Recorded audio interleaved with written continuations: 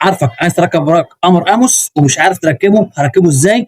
كله ده هخليك تركبه، بس انا شايفك يا اللي بتسمع الفيديو مش هتقدر تعمل معانا لايك وشير، استاذنك اعمل معانا لايك وشير وتعالى اوريك تعمل ايه في ثواني. اجيب جنب القمر اهو، ده المقاسات، اركب زي ما هو ثابت. اجيب عدسه زي كده تكون عندي واشيل الكفر بتاعها كده، انا شلت اهو، اخلي العدسه لوحدها كده اهي، وجنب القمر بتاع المقاسات من هنا جنبيه اهو، واروح ملزق فيه العدسه اهي، مع قناه تردد مفتوح ما يكونش مشفر بتاع القاموس، وهتيجي هنا هتخلي الميل ده بالظبط كده الناحيه دي.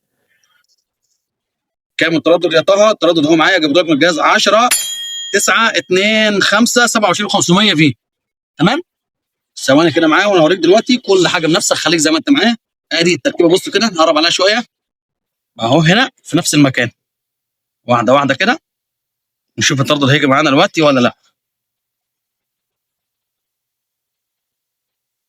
سنه شمال وسنه يمين كده يا جماعه اهو، بس بالسنتي يعني، تمام؟